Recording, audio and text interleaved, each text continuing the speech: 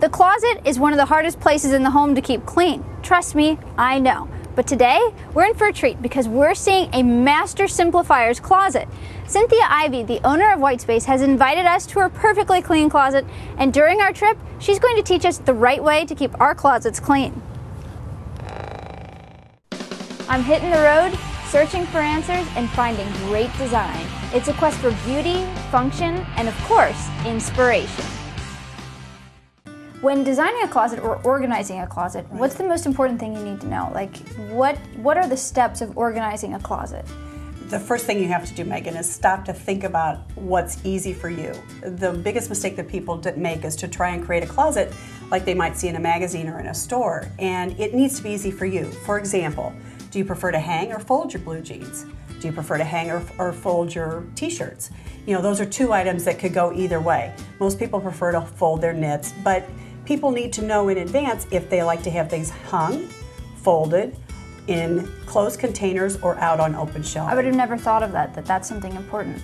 Now, after you figure that out, all of the ways you prefer to store your clothes, what comes next? Next is purging. And this is the fun part. This is the painful part. No, it doesn't have to be painful. This is where you really get to make decisions about what continues to serve your sense of style. You know, what demonstrates your level of success in life? What demonstrates your creative flair and your fashion sense? You know, your clothing makes a statement, and especially being on video like you are, it makes an impression very quickly. And so you need to think about your wardrobe as a tool in life, and what does it say about you? And then you go through your clothes and you eliminate the things that no longer substantiate that message, the shoes that are no longer comfortable, that are worn out, clothing that's in disrepair, and you end up with what's left to be organized into a space. So basically you just get rid of everything you don't like anymore. That's right, you get rid of everything you don't like. Painful. Clothes that are too small, clothes that are too big, clothes that are out of fashion, clothes that, you know, the first time I ever purged a closet with a friend, she went to get rid of my favorite outfit. And I said, wait a second, that's my favorite. She said, would you like me to tell you what Mr. Russell, who was my boss, thinks you look like in this when you wear it? And it went. So it always helps to have an objective opinion because we're all hanging on to things that we really have no business wearing. That's probably true.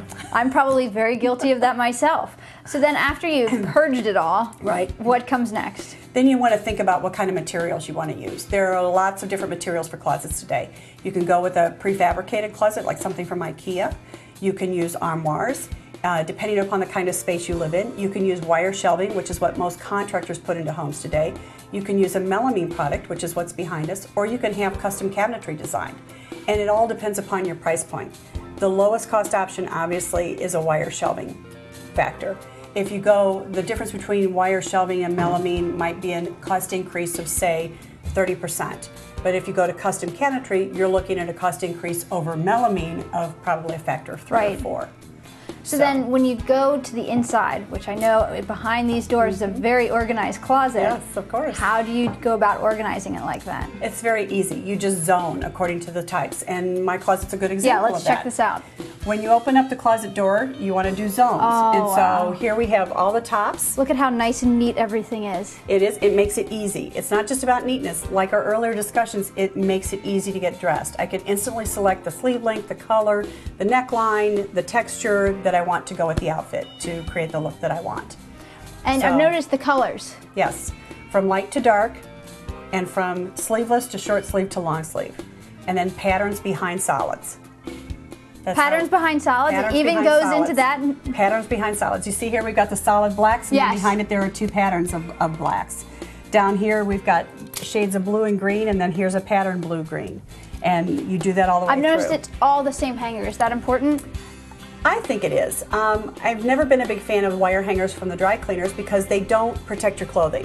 First of all, they create that nasty feature we call shoulder nipples, where you end up getting dressed, you look terrific, you go out the door, and then you've got this lump on your shoulder that looks like a growth. That's from the wire hangers from the dry cleaners. These kinds of hangers prevent that. It's a plain, basic plastic hanger, and you can even add the I've noticed this, the padding to it. Right. This has a grip on it, which protects the clothing even further. Both of these you can get at Target, the Container Store, any number of locations. They're very low cost. It's probably $1/4 a hanger, and it protects your clothing, which cuts down on maintenance costs, which pays for itself in the long run. Basically, you need to zone all of your clothes. Yes. And then what's the next step? You know, that's really it. And then it's according to access. I have my tops here because I have more tops than bottoms. I have a much smaller wardrobe of pants and suits, and so I have those in a smaller space here. So I have all my pants on the bottom, and I have all my suits on top. Oh, and it's very nice and neat. And again, it's by color. Yeah, then what do you do for all of those little odds and ends, like belts and shoes and stuff like that? Depends on what kind of storage features you have in your closet. Some closets will come with a belt or tie rack that you can hang belts and ties on. I happen to have just a few belts because belts are sort of out now, so they're rolled up in a drawer. Right. I have.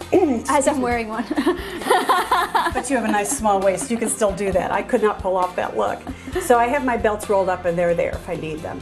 I have all my shoes and handbags grouped together as well. So everything's just in a zone. Everything is in a zone. Grouped together with the like stuff. And you'll notice the shoes are also by color. Right. Starts out with heels, flats, and goes into sandals because it is summer almost. Black, brown, red, green, and then beige and white. And then I have my handbags by color as well. Makes it very easy to look color coordinated when you walk out in the morning. I can imagine. You just grab it and go. Well, you know, the closet is like the Achilles heel of the home. It's the first thing that you go into in the morning to start your day.